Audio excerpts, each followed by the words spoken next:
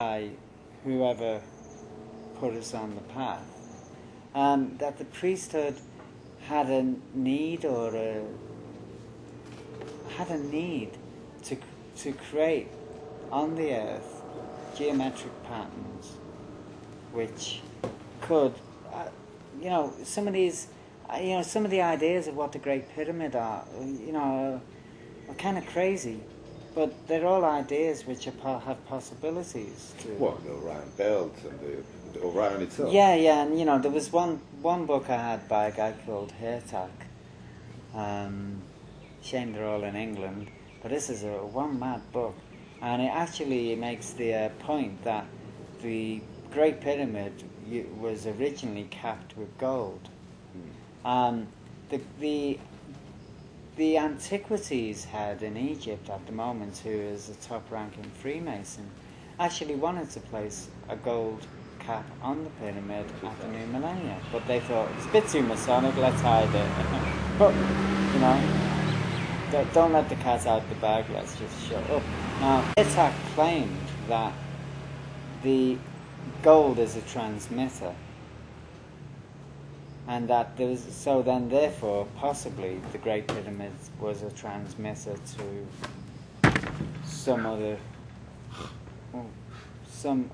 other entities outside of our system. Well, okay, we can speculate on all. We can speculate on all of them. Yeah. But the point is that the priesthoods were behind the creation of these monuments all over the world.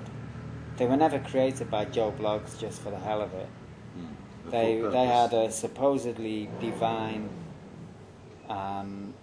need. Or energy? Again, a lot of them are supposed to be on what are known as dragon lines or ley lines, and so therefore are centers of power, of energy. That is true. But again, there's so many books being written by people who theorize without actually knowing. I'm at a point where I don't want to theorize too much unless I tell you it's only a theory. So what is your take on our time and what's happening now? In what way? In terms of the events that's happening around the world or not happening around the world, we're thinking that they're going to happen and then they're not happening. Well, no, I think that they all have to happen at the right time, and that the events are creating singularity. That's easy to see. Well, in the meantime, what are they doing to us? They're playing with us? Well, if the rulers actually come out and said, guess what, guys? We're just going to create you as free, as creatures that have no free will, androgynous, and we're going to basically, integrate you with machines, with numbers. Then, do you think the whole human race would jump up and say, please, just yeah, great, wonderful, absolutely great? So they're going through a phase of using things like Hollywood to put into our minds how cool it would be to have that little eye thing going.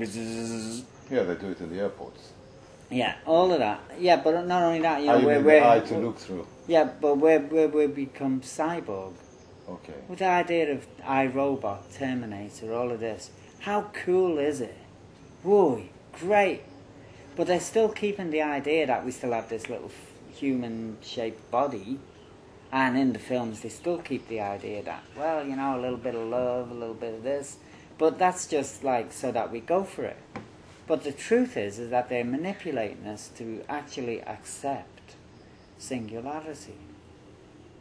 That's beyond. It's a kind of predictive programming. Well, here's an idea. In Genesis, we were told that God, in the Garden of Eden, stated or said to the Adam and the Eve, that they could not partake of the fruits of the twin trees in the centre.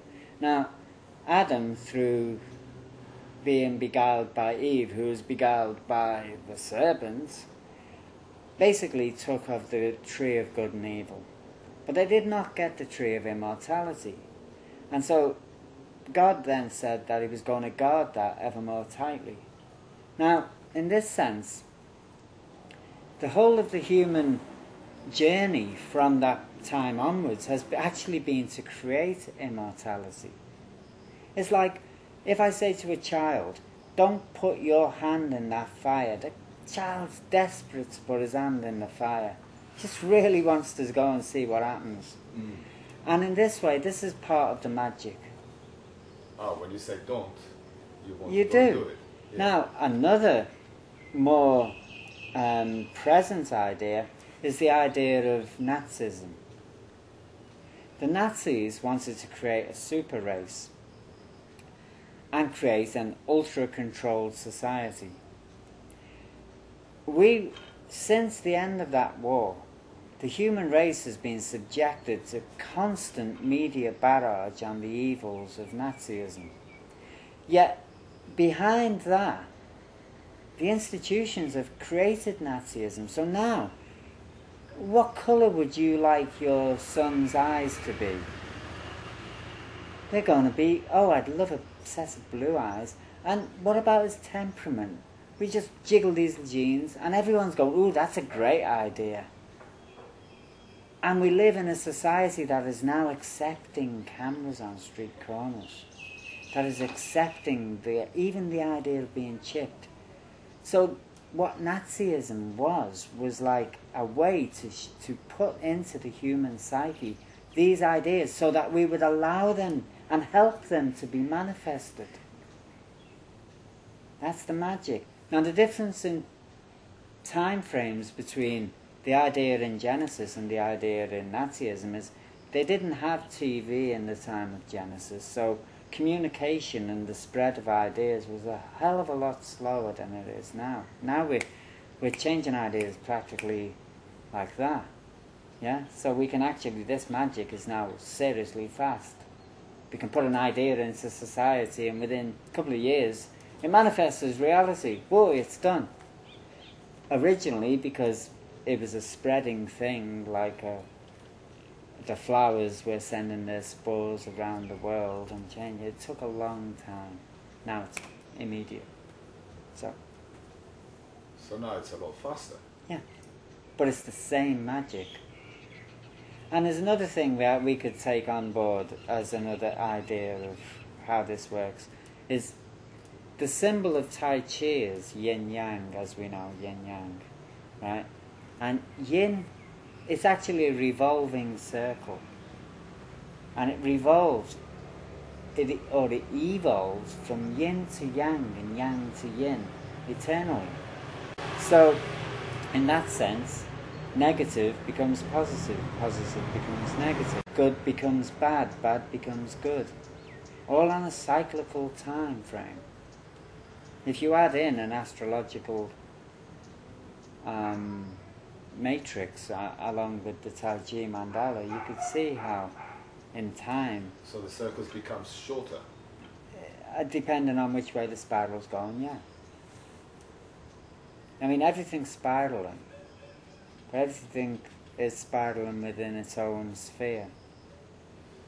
No, what I'm trying to say is that if the spiral, when you see a galaxy, you get a spiral going, it goes in. Yeah. So it becomes, it kind of almost revolves around Yeah, itself at the end. yeah. I mean, that's if you're going that way. Otherwise, it's going from the centre outwards, which the universe at the moment still is.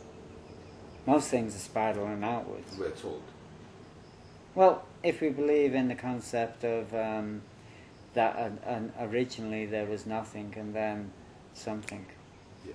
The Big Bang as such, or the Word of God, which I... So with the aid of communications and things travel, yeah, now everything becomes a lot faster. Absolutely. Communication is what I believe. Like say the idea, you've heard of the 100 monkey theory. Okay? Well, this idea was actually brought into the human psyche by a book originally. A guy called Lyle Watson wrote a book called Lifetide, and in it he actually hypothesized in a way that that this 100 monkey theory idea was real. He claimed that in the, I think it was in the 70s, there was these experiments done on an island, Kashima, a Japanese island, and these Japanese scientists found out, basically were studying these macaque monkeys, and that the monkeys on this one island started washing their food, and that eventually even the monkeys on the mainland started washing it. Now, he did this, and then suddenly everyone's believing this story. Weirdly enough, or strangely enough, there's evidence that the scientists actually denied that was their conclusion. Lyle Watson, when he was asked about it, actually said, well, it was a good idea, wasn't it? So, what I'm actually getting at with this little story is that I believe that it is communication between entities that allows that creates the superconsciousness. And okay, there might be something above the physical, but in general, it's communication which basically creates the speed of change. Could be migration. Again, that's communication. If I go to another country and I give them my ideas, that's communication. So communication is when entities interact, and it could be on many levels, but the idea that, I think one thing here and somebody over the other part of the world thinks the same thing is a little bit fantasy. It's like, the idea that an Egyptian decided to make a pyramid, and suddenly in South America someone went, oh, I think a stairway to heaven's a great idea, I think I'll make one. And then suddenly someone in Bosnia did, and then suddenly, no. The reason that actually happened was there was one root civilization that spread across the world and basically created civilization around the world and brought its own ideas with them. So who are those guys? Many ideas. I mean, we have people who say there's a group of aliens called the Anunnaki. I disagree with this as such. I'm more interested in the people who made the story of the Anunnaki, not the gods themselves. I don't think that there is any human being not of the inner circle of the elite who knows the truth of who's behind us. People can theorize about lizards, they can theorize about gods coming from a planet called Nibiru. They can theorize many things, but none of them have any proof whatsoever. And in fact, if you look at the way that the godheads in Sumeria, the Anunnaki, are laid out, they are laid out Kabbalistically. They create the formulas, the 11-dimensional construct. So I don't believe they, as such, existed. Something is behind them. Now, if something is so clever that it's created this entire matrix, do you really think any of us are just going to accidentally fall upon them? I don't even have that idea that I must find out exactly who's behind it. Because I'm actually more interested in breaking their system. And then I'm sure we'll find out who they are. What, take the base out of it? Well, if we can go from... we could do a really simple idea. It's not so... I mean, many people will start crying as I say it. But I would say that if we, en masse, decided to stop using money, which is one of their great magical tools, then the entire civilization that we know would collapse. The great work would halt, and whoever is behind it would be furious. And in that way, we would find out who really or what is behind this movement.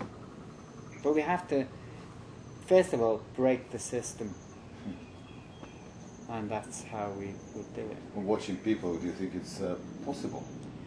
I think anything's possible. Unfortunately, the human race has always needed to follow somebody.